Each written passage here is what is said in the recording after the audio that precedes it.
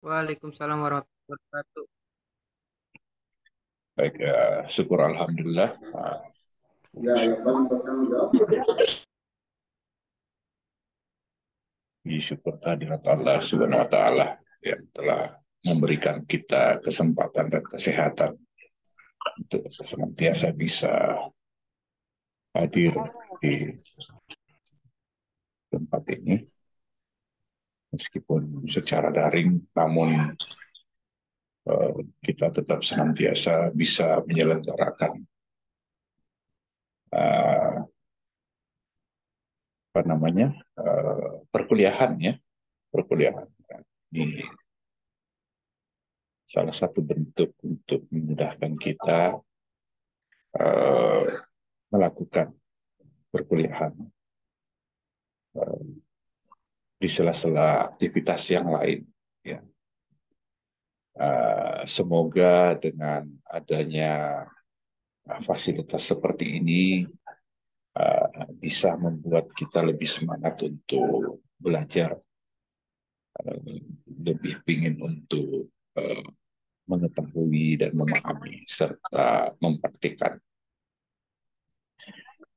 Baik, Bapak Ibu sekalian, peserta didik yang saya amat banggakan, tidak lupa pula kita senantiasa mengirimkan salawat dan taslim kepada junjungan Rasulullah Sallallahu Alaihi Wasallam serta para sahabat dan keluarganya yang telah menunjukkan kepada kita bagaimana seharusnya manusia berperilaku di muka bumi ini ketika keadaan sedang tidak menguntungkan.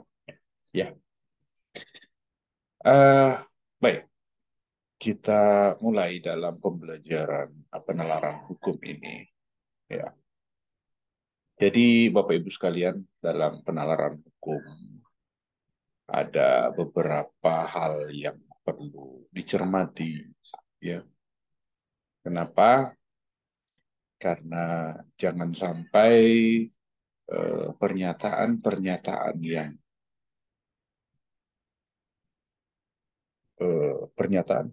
yang dibutuhkan oleh orang lain dari kita sebagai seorang ahli hukum misalnya nanti, ya insya Allah kan seperti itu Bapak Ibu sekalian ya.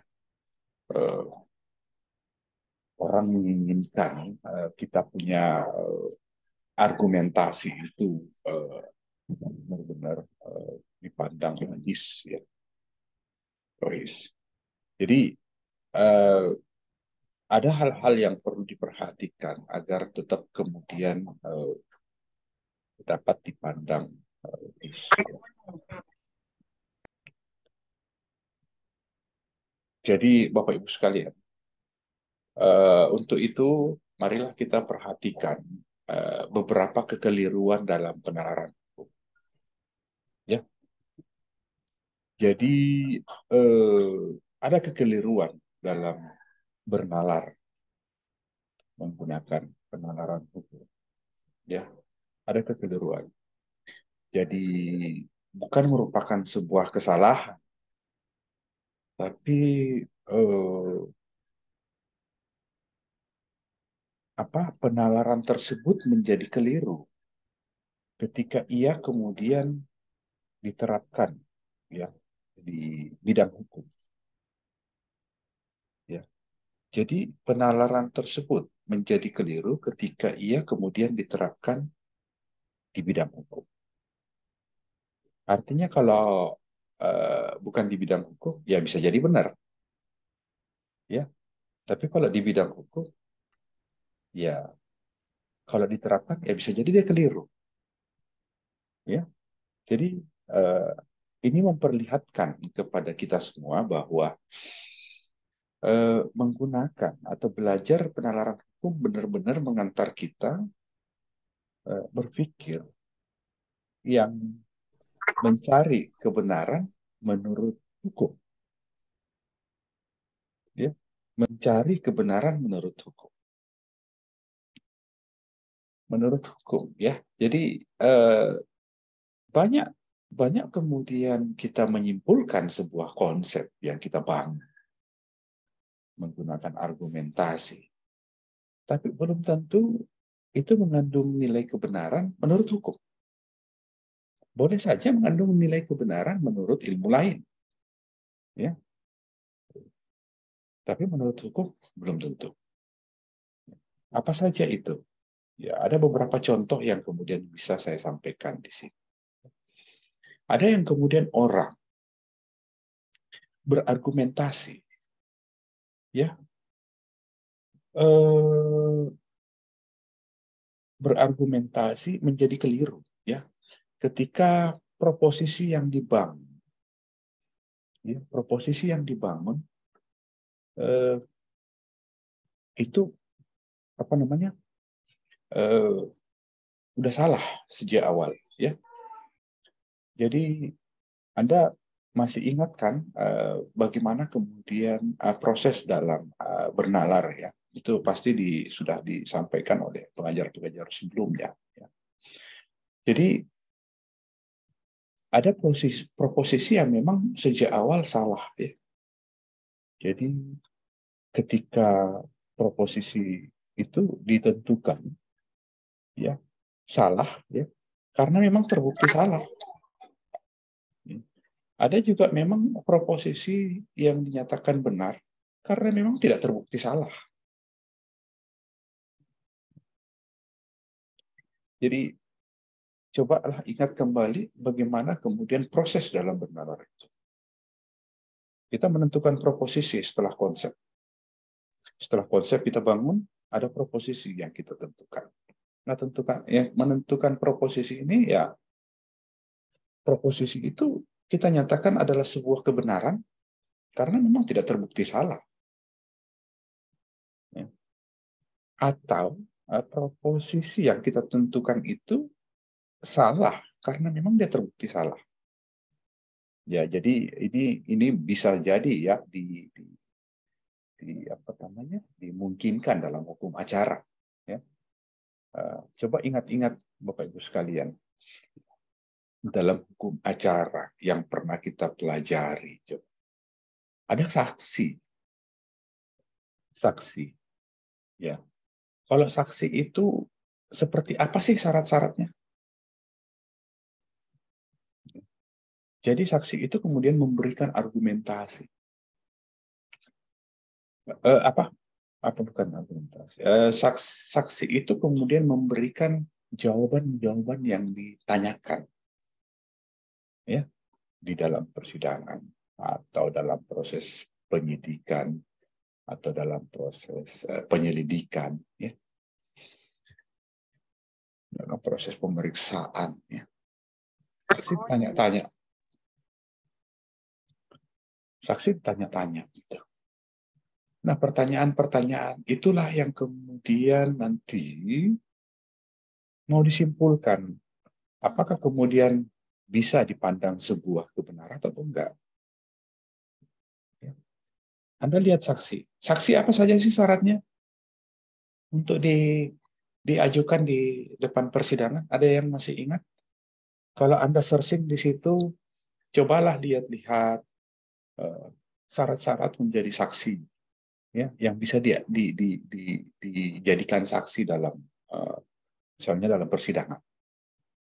Ya, ya tentu harus cakap, ya. Kemudian dia tidak ada hubungan kekeluargaan dan sebagainya, ya. Tentunya ia mengalami langsung, ia mendengar langsung, ia melihat langsung, ya, kejadian, ya. Itu saksi. Tapi kalau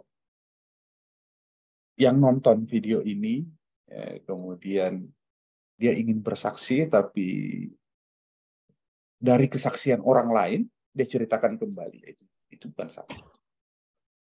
Ya. Jadi pasti dia dalam membentuk argumentasi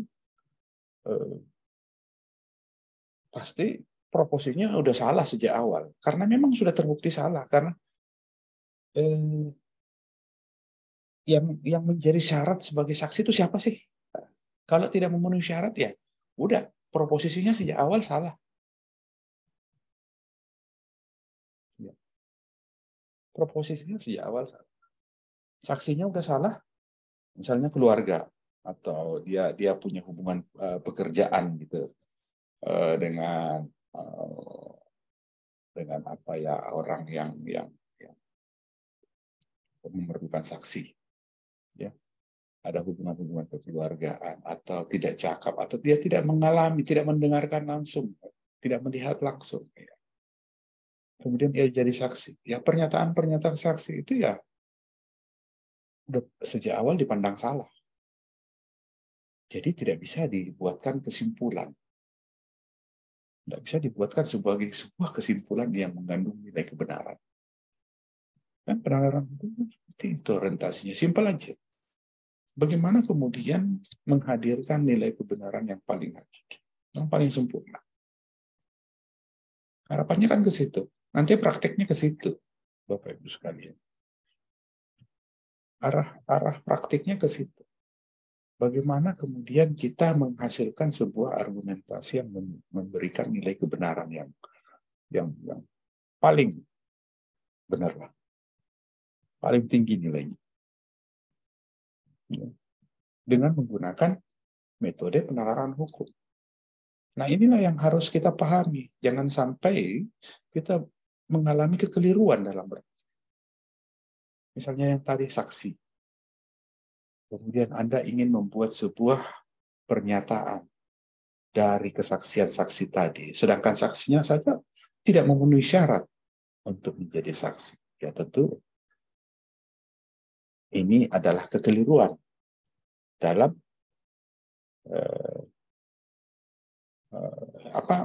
berargumentasi, kekeliruan dalam berargumentasi. Karena Anda menggunakan saksi yang tidak memenuhi syarat itu. Ya sekarang Anda masuk persidangan, perkara perdata. Yuk, Anda bilang,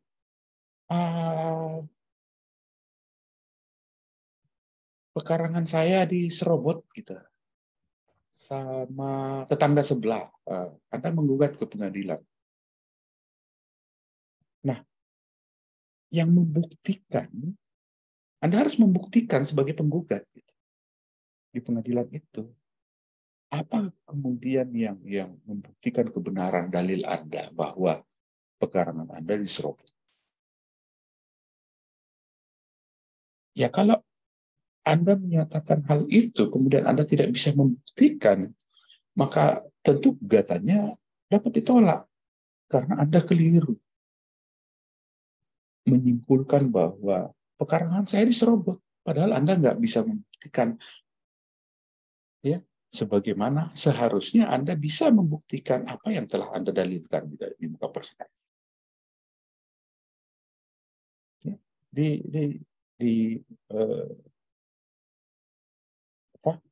dipahami, ya, dipahami bahwa kalau kita menyatakan bahwa saya adalah yang benar, ya tolong buktikan bagaimana, ya, bagaimana kemudian Anda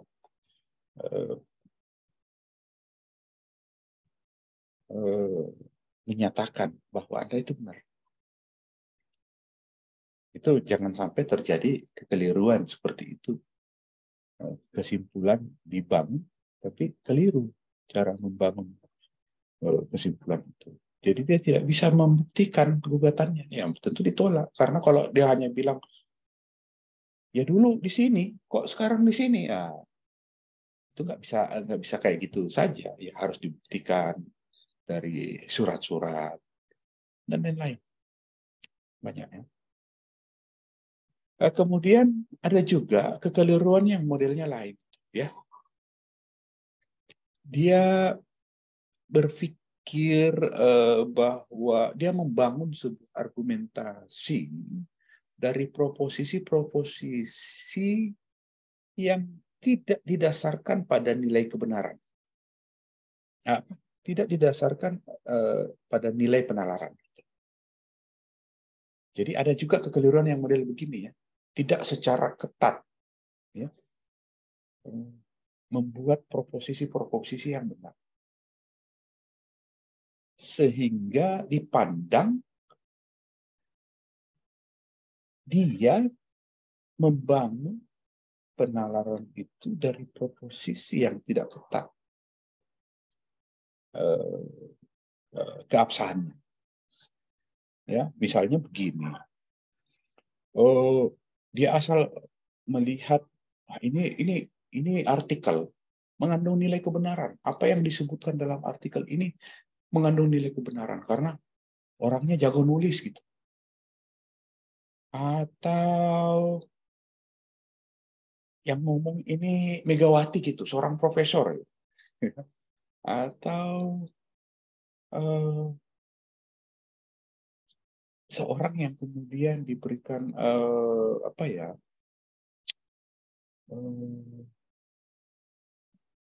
predikat ya, nama besar, kewibawaan, kekuasaan, ya. Kemudian dia menyatakan sesuatu, kemudian kita katakan bahwa inilah posisi yang benar gitu, karena adanya kekuasaan. Dia orang hebat, dia berkuasa. Pasti apa yang disampaikan itu benar. Nah, kita bangunlah proposisi dari pernyataan yang kita pandang benar itu. Nah, ini merupakan sebuah kekeliruan akhirnya ketika kita menyimpulkan membuat sebuah argumentasi ya, dari proposisi yang udah salah karena berdasarkan ya, kewibawaan seseorang, kekuasaan seseorang, keahlian yang tidak tepat, ya itu bisa jadi menjadi sebuah kekeliruan dalam berargumentasi. Ya, kekeliruan dalam. Jadi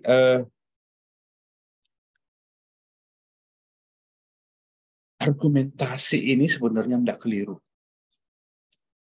Kalau memang misalnya di dalam hukum ya, di dalam hukum argumentasi ini sebenarnya tidak keliru kalau misalnya hakim memang membuat sebuah keputusan yang tepat kemudian dijadikan jurisprudensi ya, diikuti oleh hakim-hakim setelahnya ketika membuat sebuah keputusan ya, untuk memutuskan perkara yang mirip-mirip ya.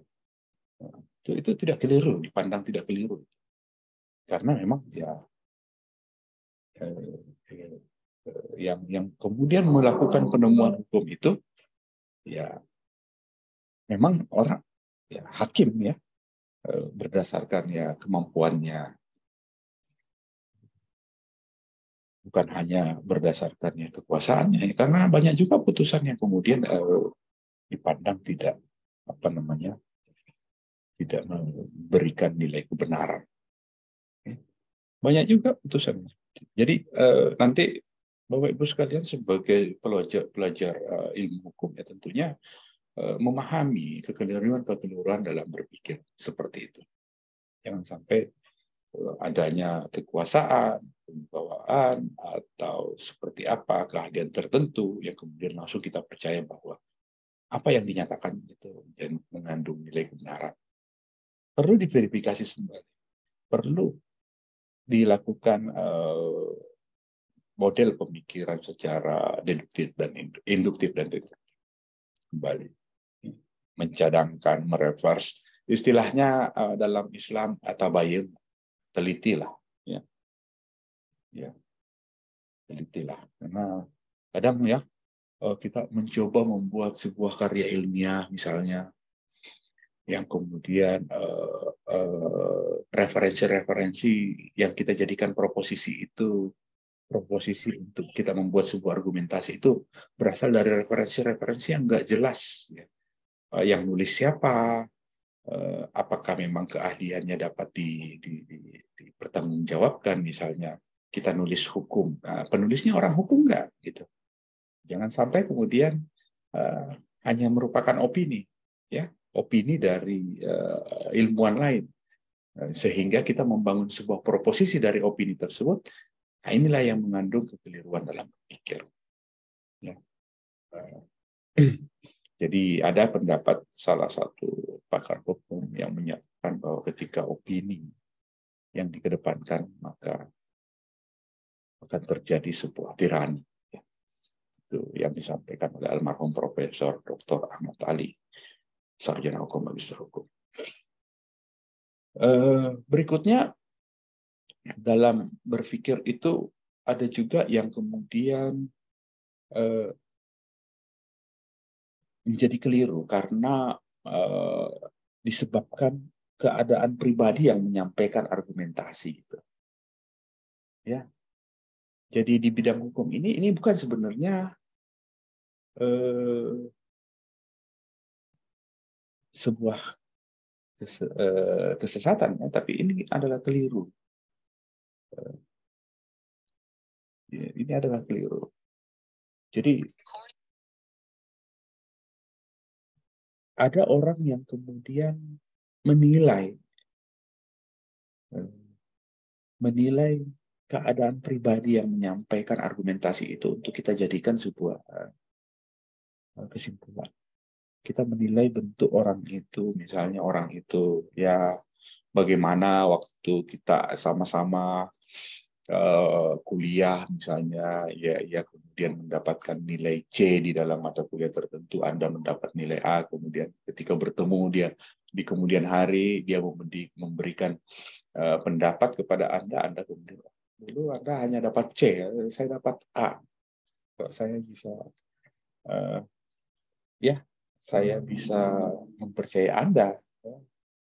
Ya itu dia membuat sejak awal dia membuat sebuah pernyataan yang kemudian proposisi yang kemudian bisa membuat kesimpulannya menjadi keliru karena dia mendasari pada keadaan seseorang yang memberikan argumentasi itu. Ya, tidak didasarkan pada baik buruknya penalaran yang diberikan oleh pemberi atau penyampai argumentasi itu. Ya. Seharusnya kan kita berpikir bahwa orang yang menyampaikan ini memang dia memberikan argumentasi yang sudah memang ketat sejak awal dibangun. Ya, sudah ketat dia membangun argumentasi. Sudah ketat sejak awal memvalidasi semua proposisi yang digunakan. Ya. Harusnya didasarkan pada baik buruknya metode yang digunakan dalam bernalar tersebut. Bukan lebih kepada pribadi yang menyampaikan, bukan ke pribadinya, ya, tapi proses bernalarnya itu apakah ia udah tepat melakukan argumentasi itu, ya.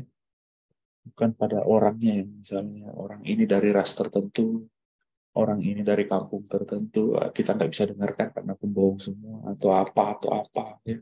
Nggak bisa gitu. Itu ya dapat membuat kita keliru dalam membuat sebuah argumentasi. Ya. Ada juga yang kemudian membuat keliru di model lain dari belas kasihan.